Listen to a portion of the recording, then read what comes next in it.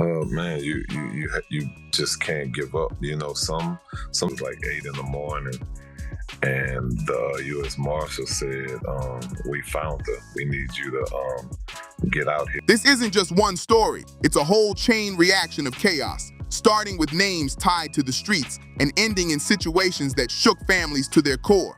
From 6ix9ine, where his own mother ended up caught in a dangerous situation, to Trey Thaw Truth, whose child was taken right after what seemed like a normal drop-off, things turned heavy fast, real fast.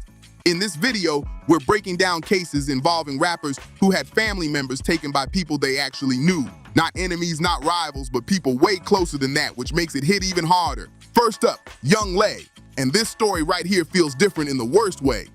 Young Lay's story is tied to one of the darkest moments in Bay Area rap history. Yeah, everybody can unfollow me. I don't even really be on this page like that. Like I said, I apologize for the ones who were genuinely concerned. Back on May 17, 1996, 17-year-old Daphne Marie Boyden, an honor student and a new mother, was shot inside her grandmother's home in Vallejo, California. Multiple shots to the head and chest. No hesitation, no mercy. Then it got even colder. The attacker set the house on fire to try to erase everything. And while flames were rising, they walked out carrying her newborn son, just weeks old, and disappeared into the night like nothing happened.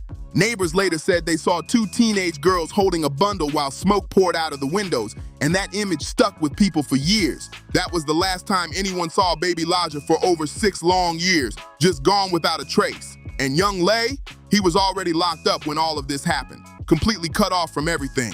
He didn't hear it from the streets, didn't see any of it unfold. He got the news from behind bars with no way to move, no way to search, just stuck thinking his son could still be out there somewhere. Reality of it, right, is that it was somebody that lived in the community because there was no car that came in, no car that came in. So about that, like, it's a lot of false narrative. And here's where it takes a sharp turn. It wasn't rivals or enemies behind it. It was teenage girls, people way closer than anyone expected. The main one, 15-year-old Latasha Brown, was Young Lay's ex, and jealousy took over everything. Daphne had his child, and Brown couldn't accept that reality at all. She had been telling people for months that she was the baby's mother, fully believing a story that wasn't real. Reports even suggested she may have been dealing with pseudocyesis, a condition where someone believes they're pregnant when they're not.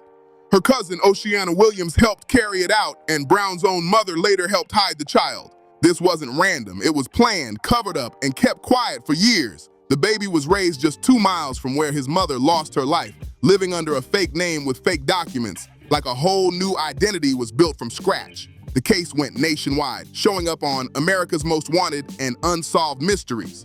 But still, nothing changed until November 2002. One anonymous tip changed everything.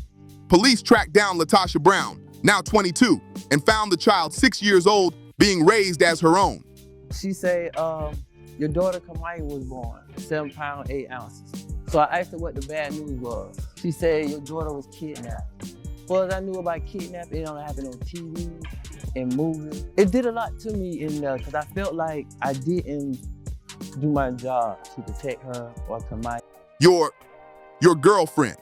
DNA confirmed it instantly. Elijah was finally found and returned to his real family after all those years. Brown was convicted in 2004. First-degree murder, kidnapping, arson. 37 years to life. She tried to fight it, but her appeal was denied in 2006, and that was the end of that chapter. Meanwhile, Young Lay had already poured all that pain into his music, even naming his 1998 album Unsolved Mysteries before the case ever appeared on that show. I knew the emotion was always there, even when the words couldn't fully come out. Years later, in 2026, a documentary brought everything back into the spotlight, including his first public words in over 2 decades. And what he said was simple. His son called him that morning, and that alone meant everything. Now hear this next one carefully. 18 years. Not days, not months, but 18 full years before a father got to meet his daughter for the first time. Kiaya Mobley was born July 10, 1998 in Jacksonville, Florida. Her mother was just 15, and her father, Craig Akin, a local rapper, was locked up when she came into the world. Just 8 hours later, she was gone. your girlfriend was killed and your baby was killed. My girl was gone. Yeah. You feel me? Gone. A woman named Gloria Williams walked into that hospital wearing scrubs, acting like she belonged there, and no one stopped her. She built trust with the young mother, played her role perfectly, and then walked out carrying the newborn like it was nothing. Staff assumed she was family. No alarms, no questions, no one stopping her until it was way too late. Craig Akin found out everything all at once from inside a jail cell. He asked what the good news was and instead got hit with that reality. Turns out Gloria Williams had just lost a pregnancy in a difficult situation and made a shocking decision to fill that void by taking someone else's child. She created a whole new identity, forged documents, and raised the girl in South Carolina under a completely different name for 18 straight years, like nothing ever happened. Then in 2017, when the girl, now grown, tried to get a job and needed real ID, everything started falling apart. Williams refused to provide documents, and that raised serious questions. One tip led to another, and soon DNA tests confirmed it all. She was alive, safe, and finally reunited with her real family after all that time. Williams was sentenced to 18 years in 2018 and even tried to get it reduced later, but that request was denied. I don't know, it's like breathtaking. Like, you know, I swear she looked to me like Chanel. She just looked beautiful. Craig Akin later released a music video called Self-Therapy, featuring his daughter, showing their healing process. Her story was even turned into a film, Stolen by My Mother, taken within hours of birth and returned nearly 2 decades later. Now let's talk about Trey Thaw Truth, because this one hits on a whole different level. For years, Trey has been known as one of Houston's realest voices, always showing up, helping people, and putting in work for the community without needing attention. Food drives, disaster relief, giving back out of his own pocket. He built his name on protecting others. But in summer 2024, everything flipped. The man who spent years protecting everyone else suddenly couldn't protect his own daughter, and that changed everything. Trey had full custody of his 6-year-old daughter, Truth Thompson. After long legal battles, her mother only had limited visitation rights. On August 16, 2024, he dropped her off for a scheduled visit, hugged her, kissed her, and told her he'd see her Sunday. But when Sunday came, she never came back. Her mother disappeared, left her apartment, ditched her car, cut off all communication, completely gone, taking Truth with her. Authorities went all in. The FBI, U.S. Marshals, local law enforcement, and missing persons groups all joined the search. In September, they were spotted in Los Angeles, but agents had to pull back because of safety risks. For months, Trey had no idea where his daughter was sleeping, what she was eating, or what she was being told about him. Every holiday passed with that same question hanging over him. Then January 1st, 2025, early morning, she was finally found near the California-Mexico border. Her mother was arrested on child endangerment charges. Trey didn't wait.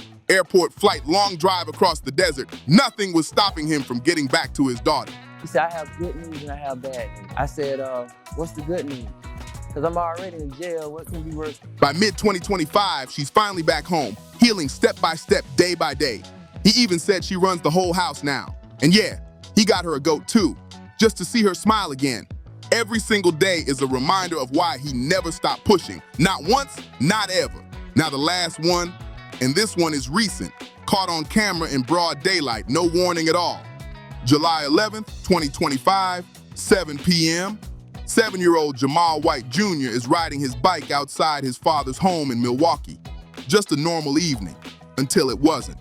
A white Jeep circles the block, then comes back again, then pulls right into the driveway like something's about to go down. 2 masked men jump out, one holding a weapon, and grab the boy while he's screaming for his father. They throw him into the vehicle and speed off like it was planned down to the second. His father, Jamal White Sr., was right there. Security footage shows him reacting in real time, running inside, then rushing back out in panic as the vehicle disappears. And just like that, everything changed. The internet reacted fast, opinions flying everywhere. But behind all that noise was one reality. A child was gone in seconds, and nobody knew where that vehicle was headed. So yeah, I'm like really talking about how I grew up with my dad and just a lot of experiences that I've had. I ran. I'm thinking they trying to rob me, not take my damn baby, and he said later. His aunt, Simone White, went public asking for any tips, any clues, anything that could help bring him home. The family had no answers, no clear motive, just pressure building by the hour. Then the criminal complaint dropped and the truth came out. This wasn't random at all. The original plan was to target the boy's mother, who allegedly had certain connections that made her a target. But when that move failed, they switched it up and went straight to the father's house and took the child instead. Then came the demand, $100,000 in cash plus jewelry for his safe return. It sounded like something out of a movie, but this was real life, happening in real time. July 12th, 2025, less than 24 hours later, Jamal White Jr. was found safe about 7 miles from where he was taken. Just like that, the entire city could finally breathe again. 3 suspects were charged, including 14-year-old Barry Coleman, who was charged as an adult with bond set at $100,000.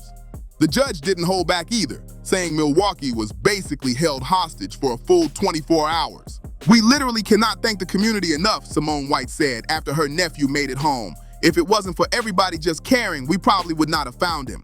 That right there says everything, because this was a 7-year-old kid just riding his bike outside his own home, and it took a whole city coming together to bring him back.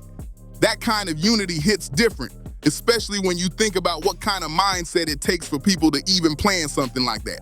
Now shifting to Tekashi 6ix9ine, and this might be one of the clearest examples of what it really costs to live loud, visible, and constantly in the spotlight. November 16th, 2025, late night in Wellington, Florida. 4 masked men, all dressed in black, forced their way into his home through the garage like they knew exactly what they were doing. The first person they ran into was his 60-year-old mother, Natividad Perez Hernandez. They pulled her outside at gunpoint and held her there while they moved through the house, taking whatever they could carry. A $25,000 diamond necklace, designer earrings, luxury bags, cash, tens of thousands gone in just minutes. Clean, fast, and calculated like they had it mapped out perfectly.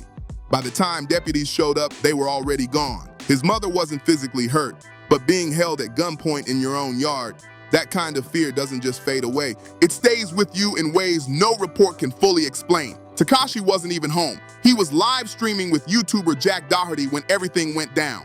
Later, security footage showed exactly how those men moved step by step and how they handled his mother during it all. By December 2025, one suspect, 19-year-old Pedro Rodriguez, was arrested after phone records and stolen items tied him directly to the scene. Charges stacked up fast: home invasion, armed robbery, false imprisonment, grand theft. Another arrest came in February 2026, but at least 2 more were still out there. So the question started spreading. Was this tied to past conflicts, old situations people never let go of? Or was it something simpler? The risk that comes with putting your life on display for millions to see every single day? Because when everything is visible, someone out there is always watching. And sometimes, they're not just watching, they're planning. And in the end, it wasn't him standing in that yard. It was his mother, a woman who had nothing to do with the noise, none of the controversy, none of the choices that built that spotlight. She was just living her life and suddenly had a weapon pointed at her face on a quiet night. That's the real weight behind stories like this. Not the headlines, not the viral clips, but the people close to it who never asked for any of it. Now Common, this one goes way back, and not enough people talk about it. Before he was even old enough to remember anything, Common, born Lonnie Rashid Lynn Jr., was caught in a situation that could have ended very differently. March 13th, 1972, Chicago, Illinois. He was only about 18 months old when his mother, Mahalia Ann, suddenly found herself staring down the barrel of a gun. And the person holding it was his own father, Lonnie Lynn Sr., a former professional basketball player whose life had taken a sharp turn into addiction, changing him into someone his own family barely recognized anymore. According to Common's memoir, One Day It'll All Make Sense, his father had built up a plan in his mind, believing that if he showed up to a team tryout with a perfect family image, he could restart his basketball career. And guess what? He called me this morning. That's what's up. That's all I'm saying. It sounds unreal, but to him, it made sense at the time. So he forced them into a car at gunpoint, handcuffed his toddler son to the front seat, restrained his mother in the back, and started driving west towards Seattle while under the influence the entire time. Every stop, every mile, he stayed in control, watching closely and not letting anything slip. Common later described his father as loving when sober, but completely different when substances took over. And in that moment, it was that version behind the wheel, the one nobody could reason with. But his mother stayed sharp the entire time, calm, focused, always thinking ahead. When she told him she had a headache, he actually stopped to grab painkillers, not realizing she was setting up her next move. When he came back, she made her move. She took 2 pills, then quietly slipped the rest into his drink without him noticing at all. Moments later, it hit him hard. He could barely stand, barely think straight. He pulled into a motel in Wisconsin, and that's where everything changed. The second he went down, she fought her way out of those cuffs, hurting her hands in the process. But she got free and contacted authorities immediately. Police showed up and arrested him on the spot. Kidnapping, false imprisonment, everything stacked up right there. And just like that, the entire situation ended in a motel parking lot instead of somewhere far worse. Common grew up in Chicago with his mother after that, and over time, he and his father rebuilt something complicated but real. His father even contributed spoken word to some of his music later on, which makes the whole story hit even deeper. But when you really think about how close that situation came to going completely left before he could even speak, it's wild. He made it out before he even had memories, and that changed everything. Now Lil Jon's son, DJ Young Slade, this one hits different because the internet got it completely wrong at first. That's Nathan Smith, 27 years old, artist, producer, DJ, NYU graduate, moving forward, building his name with real momentum behind him. February 3rd, 2026, early morning in Milton, Georgia. Around 6 a.m., he leaves his family home on foot without his phone. Police issue a missing persons alert saying he might be disoriented and needs help. Search efforts kicked in fast. K9 units, community support, people showing up ready to help. But online, a completely different story started forming, and it spread quick. Rumors everywhere, claims about rivals, talk of threats, theories about someone trying to send a message to his father. None of it confirmed, none of it from officials, just noise moving faster than facts. Then February 6, 2026, his body was found in a pond near the home. Authorities said no foul play was suspected. The medical examiner ruled it an accidental drowning with substances noted in the report. No kidnapping, no enemies, no setup. Just a real situation that got twisted into something else online. Lil Jon described his son as kind, thoughtful, and full of life. Someone who left an impact everywhere he went. He shared that their last moments together were filled with love, making sure his son knew exactly how much he meant to them. No conspiracy, no hidden angle, just a young man whose life ended too soon, leaving people shocked and hurting. Rest in peace, Nathan Smith. Now Bizzy Bone, because if Common's story felt unreal, what Bizzy Bone went through before music even became part of his life goes to another level entirely. Born September 12, 1976 in Columbus, Ohio, Bizzy Bone was only 4 years old when everything changed forever. His mother's ex-husband, not related by blood, but still close enough to have access, waited for the right moment. The second his mother, Roseanne Jefferson, left for work, he made his move. He didn't just take one child, he took all 3. Bizzy, along with his older sisters Hope and Heather, gone just like that, no warning at all. What followed wasn't short, wasn't temporary. It stretched over 2 long years of captivity, not weeks, not months, over 2 full years of being moved nonstop from place to place. Houses, apartments, motels, different cities, never staying still long enough for anyone to catch up. He fed them lies every single day, telling them their mother was gone, that she wasn't coming back, that nobody was looking for them. It wore them down mentally and emotionally in ways no child should ever face. And it gets even darker from there.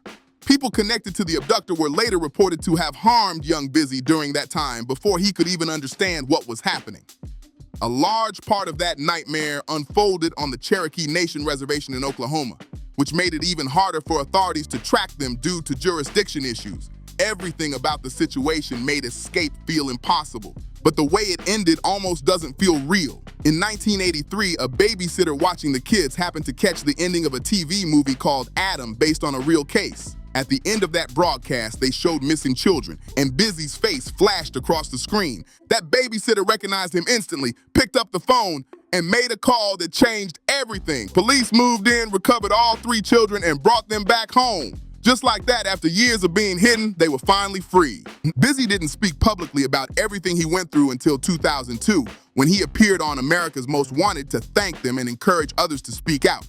Even his groupmate Lazy Bones said he had no idea about the full story until he saw it on TV, completely caught off guard. Later, Bizzy told everything in his 2012 autobiography, Inside a Bizzy Mind. And when you really listen to his music, the emotion, the pain, the energy, it hits completely different once you know where it all came from. That voice helped shape an entire era. And it all traces back to a child who survived something most people couldn't even imagine. Now back to NBA YoungBoy's child's mother, Arola, because this situation had the entire internet in chaos. With the tragic loss of our son, Nathan Smith, his mother Nicole Smith and I are very much devastated. February 24th, 2024, Arola goes live, and what people saw felt like pure panic. A pitch black screen, her voice shaking, saying she couldn't breathe, didn't know where she was going, trapped in what sounded like the trunk of a moving car. And the wildest part? She claimed the people who took her didn't even know she still had her phone. Within minutes, everything exploded. Social media went into overdrive, fans flooding comment sections, people tagging anyone connected, fear spreading fast across every platform. It all felt real in the moment, but then everything flipped. Later that same day, she posted again. This time calm, completely fine, no panic at all. She said people close to her already knew she was safe, which only made things more confusing. Then 2 days later, during a Twitter Spaces session, the truth finally came out. She later called it a prank that went way too far. Someone in that same conversation even checked her publicly, saying it was childish and that she needed to stop playing like that, especially with so many people watching. No police reports, no investigations, nothing tying it to a real situation, just a viral moment that spiraled way beyond what anyone expected. And that's exactly why this part stands out, because it shows how fast people react when something feels real. The internet is already on edge when it comes to situations involving public figures and their families. The fear, that part was real. The way it spread, also real. And honestly, with how convincing that clip sounded, the panic, the details, it's not hard to see why people believed it. Arola herself admitted she can act reckless on camera, and this time it crossed the line. She was safe in the end, but not every story in this video ends like that. Some of these situations came with real consequences, real trauma, and outcomes that don't just disappear after a post goes up. If you made it this far, make sure you hit that like button, subscribe to the channel, and share this video with someone who needs to hear these stories. And drop a comment below, let me know what you think. Because these situations get real fast, and people need to understand how serious they can really get.